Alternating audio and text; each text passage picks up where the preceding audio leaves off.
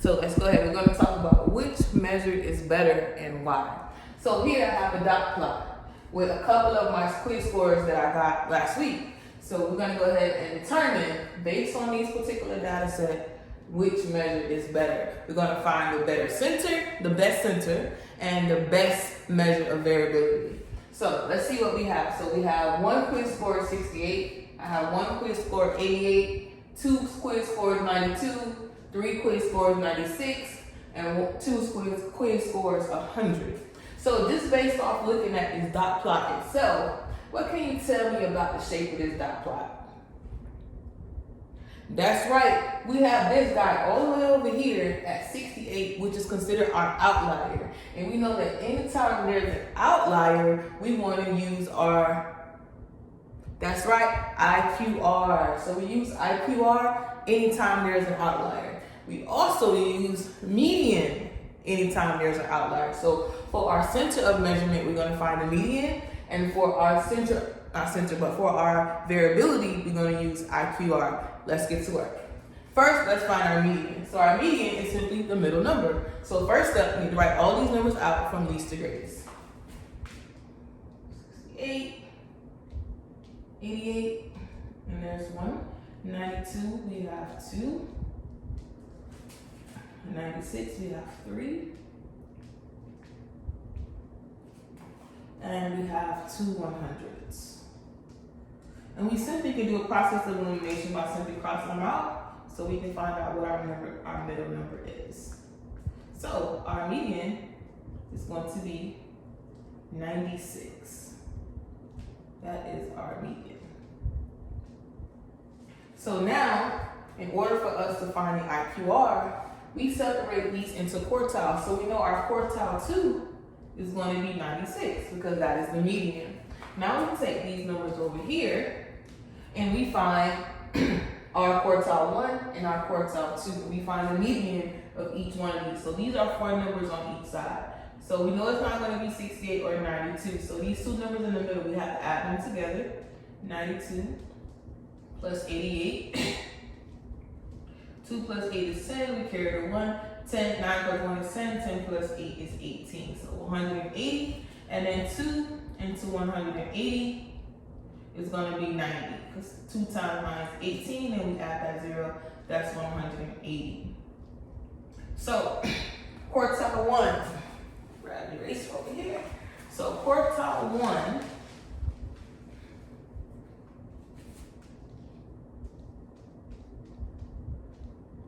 is 90. Do the same thing for quartile 3. So this is quartile 3. So I have 96 and 100 crossed, and I'm left with 196. So 2 divided into 196. 2 can go into 19 9 times. That's 18. Left with 16. 2 can go into 16 8 times. So Q3, quartile 3, is 98. And we know to find the IQR, that simply is, we taking the difference of quarter 3 minus quarter 1.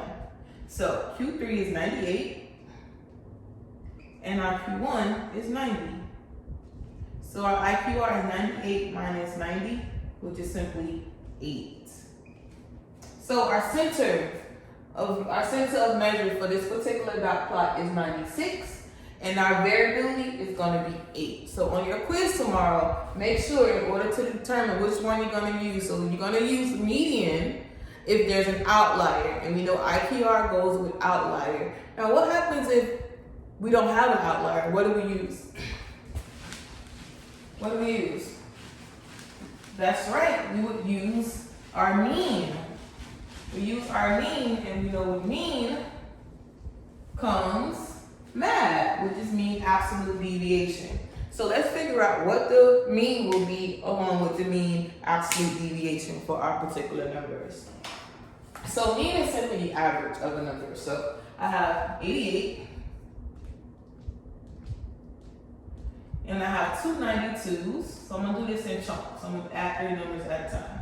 So 8 plus 2 is 10. 10 plus 2 gives me 12. Carry the 1. 9, 1 plus 8 is 9. I have 2 more 9s here, so that's 3 9s. 3 times 9 is 27. So that's 272 for the first 3 numbers here. Now I'm left with 96 in the middle. So 96. Then there's 3 of them. So to make it easier, I can just multiply by 3. 6 times 3 is 18. Carry the 1. 3 times 9 is 27. Plus 1 gives me 28. And then next I have 2 100s. And we just simply know that is 200. So I add all of these numbers together. So 2 plus 8 gives me 10. 8 plus 7 is 15, plus 1 gives me 16. 2, 4, 6, and 1 is 760. So how many numbers do we have? 1, 2, 3, 4, 5, 6, 7, 8. So 8 into 760. So 8 can go into 7? No. Can 8 go into 6? 76? How many times? 9 times, because 8 times 9 is 72. 6 minus 2 gives me 4. Bring it down to 0. 8 can go on to 40 how many times? 5. So our mean is 95. So I'm going to erase this because now we have to find the absolute deviation first before we can find our mean absolute deviation. So now we know our mean, right? So now we need to find the absolute value of these particular data sets. So take our mean, which is 95, and we subtract the data from that particular number, and we find an absolute value. So I'm gonna write them all out first before I do my enter. And we know this is gonna be the same. 96 times 3.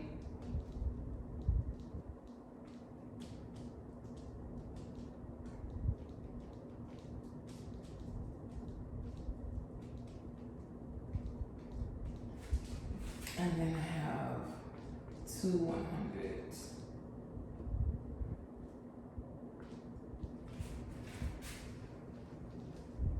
So y'all was just gonna keep letting me write 88 and not let me write 95. See? Y'all not paying attention.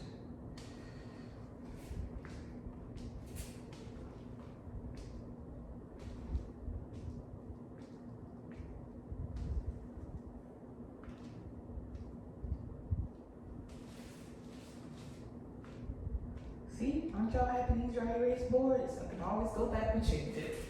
Alright, so here we go. So 95 minus 88 is going to give me what? 7. 95 minus 2 gives me 3. 95 minus 2 gives me 3. 96 minus 95. So all 3 of these is going to be 1. And then 100 minus 95 is 5. And then this is 5. Now, to find out what the absolute deviation, the mean absolute deviation is, we have to add up all of these numbers and then divide by how many numbers we have in our set. So I have 7 plus 3. Let's just do it this way. 7 plus 3 gives me 10. 10 plus 3 gives me 13. 14, 15, 16. 16 plus 10 gives me 26. So 26 divided by 1, 2, 3, 4, 5, 6, 7, 8. Divided by 8. So 8 can go into 26 how many times? 3 would be 24. 26 minus 24 is 2. We're going to add a 0. Bring down a 0. 8 can go on to 20 how many times?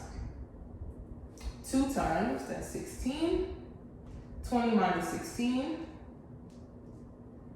gives me 4. And we add one more 0. 8 can go on to 40 how many times? 5. So for this problem, we found the mean, which was 95, so that's our center of measure. And then we found our MAD, which is mean absolute deviation, which is 3.25.